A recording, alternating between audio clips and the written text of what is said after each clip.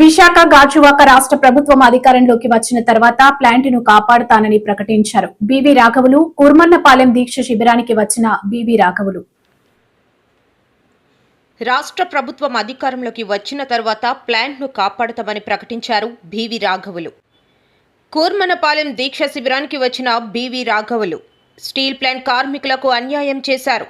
VRS పేరుతో కార్మికులను బయటకు పంపిస్తున్న ప్రభుత్వం కాంట్రాక్ట్ కార్మికులను తీసేస్తున్నారు.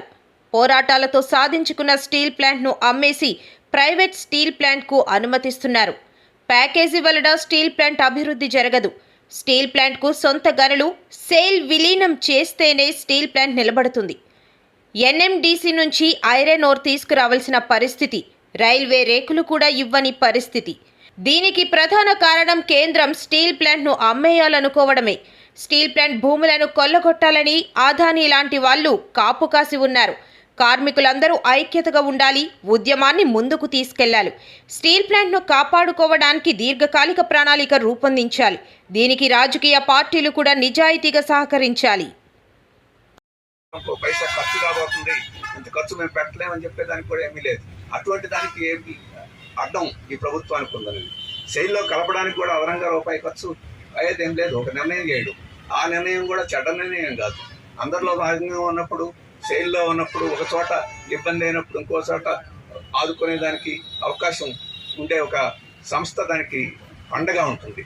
దానికి ఒక పైసా ఖర్చు లేదు. దానికి ఈరోజు నిర్ణయం ఇది పూర్తి స్థాయి ఉత్పత్తి జరిగిందనుకోండి, కార్మికులకు జీతభత్యాలు ఇవ్వడానికి కూడా ఈ సంస్థకి ఏమి ఇబ్బంది ఉండదు. బ్యాంకు అప్పులు చెల్లించడానికి కూడా ఇబ్బంది ఉండదు. కానీ ఇది పూర్తి స్థాయి సామర్థ్యంతో ఉత్పత్తి చేయకుండా ఏదో ఒక రకంగా ఆటంకం, ఒకరోజు బొగ్గు ఆటంకం అయితే ఒకరోజు ముడి, ఈ పోర్ట్ ఏమో ప్రైవేట్ రంగానికి వెళ్ళిపోయింది. అది మనకి ఇబ్బందులు పెడతా ఉంది.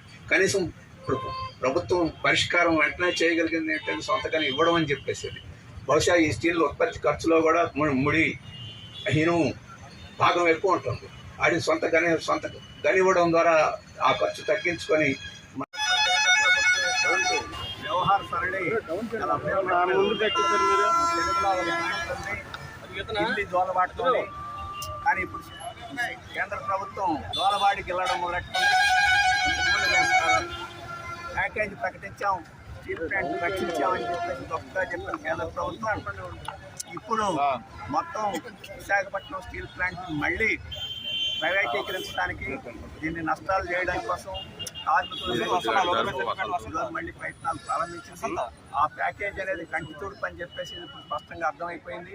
ఆ ప్యాకేజ్ కార్మికుల కోసం కాదు, ప్లాంట్ కోసం కాదు, బ్యాంకులు అప్పులు తెచ్చడం కోసం కానీ అని చెప్పేసి స్పష్టం అయిపోయింది. ఎందుకంటే ఈ ప్లాంట్ చిన్న చిన్న ప్యాకేజీల ద్వారా పరిష్కారం అయ్యేది కాదు.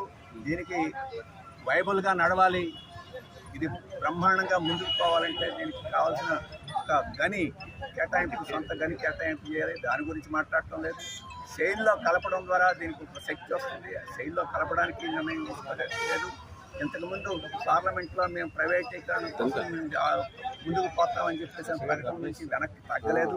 అవేమీ చేయకుండా ఈ ప్లాంట్ని మేము రక్షించేస్తాం, ఈ ప్యాకేజీ సర్వస్వం అని చెప్పేసి ఎవరు చెప్పినది మోసం. ఇప్పటికీ కొంతమంది అటువంటి పద్ధతిలో చెప్తే వారు పునరాలోచించుకోవాలని చెప్పేసి కోరుతున్నాం. ఇప్పటికే రాష్ట్ర ప్రభుత్వం ఈ ప్యాకేజీ వల్ల ఈ సమస్య పరిష్కారం కాదు అని చెప్పేసి గుర్తించి రాష్ట్ర ప్రభుత్వం కేంద్రం మీద ఒత్తిడి పెంచాలని చెప్పేసి మేము కోరుతున్నాం. అలాగే కార్మికులందరినీ వెళ్ళగొట్టాలని చెప్పేసి కొత్త స్టీల్ ప్లాంట్ యాజమాన్యం చేస్తుంది. యాజమాన్యం చేస్తుందా, కేంద్ర ప్రభుత్వం చెప్పింది అనేది వాళ్ళు చెప్పాల్సి ఉంటుంది. ఎందుకంటే జీతభత్యాలు సక్రమంగా ఇవ్వడం లేదు. అలాగే కాంట్రాక్ట్ కార్మికులు తొలగిస్తూ ఉన్నారు. పర్మనెంట్ వాళ్ళని మీరు వీఆర్ఎస్ పెట్టమని చెప్పేసి మనం అంటాం, పొగబెట్టి వెళ్ళగొట్టడం అనేది. వీఆర్ఎస్ పెట్టమని ఒత్తిడి చేసి బయటకు పంపాలని పర్మనెంట్ కార్మికులు ప్రయత్నం చేస్తున్నారు. ఆ రకంగా కార్మికుల యొక్క నైతిక శక్తిని కూడా దెబ్బతీసి దీన్ని బలహీనం చేయాలని చూస్తున్నారు.